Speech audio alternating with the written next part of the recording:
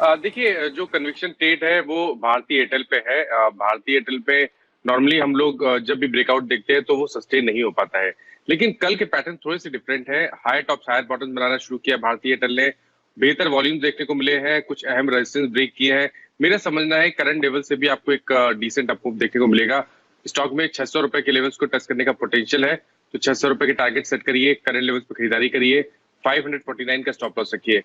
Call option में trade करना होगा तो अगस्त के कॉल ऑप्शन जो कि 580 का कॉल ऑप्शन है, वहां पर आपको ध्यान देना है। 14 रुपए 15 रुपए के भाव चल रहे हैं, यहाँ पर खरीदारी करिए, 5 रुपए के नीचे स्टॉप लॉस रखिए और इसकी जो टारगेट है वो 35 रुपए से 40 रुपए के बीच में देखने को मिल सकता है। नहीं तो मुझे लगता है आई थिंक जो मार्केट्स में वॉलेटिलिटी है बिकॉज ऑफ जो स्ट्रक्चरल रीजंस हैं चाइनीज मार्केट्स के वजह से, आई थिंक इसमें ग्लोबल मार्केट्स में उठापटक चल रही है। बट सेक्टर और स्टॉक स्पेसिफिक पे अगर हम ध्यान दें with in the broader universe, तो मुझे लगता है अभी भी आई थिंक बेहतरीन मौके हैं।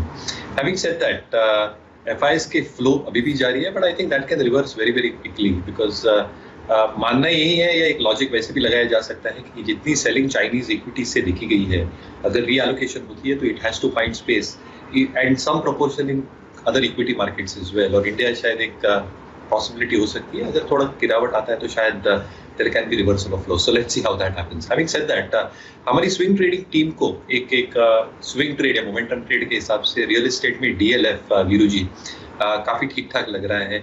आई थिंक नंबर्स काफी शानदार थे। अगर आप देखें तो इसका जो टॉप लाइन ग्रोथ था, जो सेल्स मोमेंटम है, ये लगातार तीसरे क्वार्टर में आई थिंक 1000 करोड़ के ऊपर है। तीसरे तिमाही पिछले वर्ष में they had clogged almost 1025 odd crore, पिछले तिमाही में 1060 करोड़ और ये तिमाही में भी 1000 करोड़ के ऊपर। तो आई थिंक मोमेंटम बरकरार है for the sector as a whole. I think lower interest rates और जो मैनेजमेंट कमेंट्रीज हैं सेकंड हाफ में फेस्टिविटी सीजन की तरफ, वर्क फ्रॉम होम, बड़े घर, I think all those probably logic should work out for these stocks. उनका जो रेंटल कारोबार है in spite of Covid, I think पिछले वर्ष का एनुअल रिपोर्ट जब मैं पढ़ रहा था, एक बहुत रेसिलिएंट परफॉर्मेंस दिया है और एक्सपेक्टेशन मान के चल रहे हैं ये अगले वित्त वर्ष के लिए कि एज 1.6 मिलियन स्क्वायर फीट के ऑफिस एक्सपायरीज होती है, they should probably be doing almost 80-85% of that with a 1 to 2% cut. इसलिए आई थिंक बहुत ज्यादा इबिटा पे कट ऑफिस रेंटल से मैं देखता नहीं हूँ।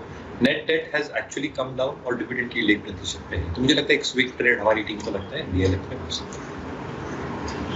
आपने डीएलएफ में आते हुए देखा जुलाई की एक्सपायरी में जोशी साहब ने बजा फरमाया कि यहाँ पर आप लॉन्ग पोजीशन ले सकते हैं टेक्निकली भी। मयूरेश जी, एक अहम डेवलपमेंट आपको आज होते हुए दिखा, तेजस नेटवर्क्स में टाटा ग्रुप समूह एक स्टेक लेता हुआ दिखेगा और अगर आप ओवरऑल पिक्चर देखें वारंट कन्वर्जन के बाद ये स्टेक आपको 40% से ऊपर बढ़ता हुआ दिखेगा।